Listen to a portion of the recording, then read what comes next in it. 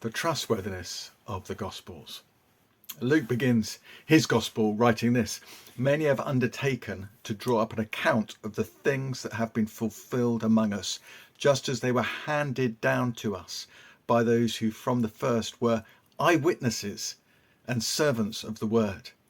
With this in mind, since I myself have carefully investigated everything from the beginning, I too decided to write an orderly account for you, most excellent Theophilus, so that you may know the certainty of the things that you have been taught. Because Luke's words show that the four Gospels are history, they're not made up spiritual stories. So we can be certain, as he was and his readers were, of the things they record that prove to us that Jesus is God come to us. First, they were all written between 30 and 50 years after the events happened. Look, that means eyewitnesses were still around who could corroborate them or say they were nonsense. And as the things we read in the Gospels were being taught throughout that time, everything would have remained fresh in people's minds and in the author's minds too. Look, it's been 80 years since the Second World War, but we still accept what its veterans tell us happened. How much more when it's just 50 years? Second, the authors had nothing to gain by making up what they wrote.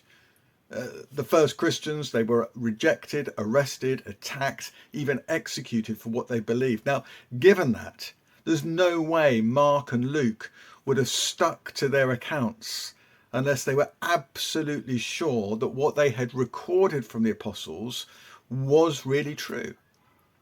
And as eyewitnesses themselves, think about Matthew and John. They must have seen Jesus' miracles and resurrection and ascension up into heaven. And that would explain why they were ready to die for what they wrote, for what they believed. Third, we've got lots of partial and fuller copies of the New Testament from really close to when the originals were written. That we've also got much of what we find in the Gospels quoted in letters by early church leaders. And so you can compare them. And we should remember that during that same period, copies would have been taken all over the world. And that tells us that the Gospels couldn't have been changed. If you wanted to change them, you'd have to get all copies and all quotes from wherever in the world they are and change them all, wouldn't you? Look, it wasn't like Chinese whispers. F.F. Bruce was a bright man. He was a professor at the universities of Edinburgh and Leeds and Sheffield and Manchester. Now, last time we saw that we can know the whole Bible is inspired by God. And that's the main reason we know the Gospels are entirely trustworthy.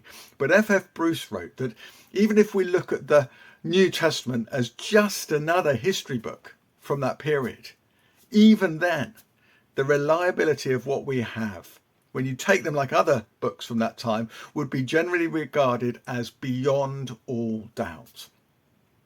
So look, we can be confident, believing in the God that we meet in these Gospels.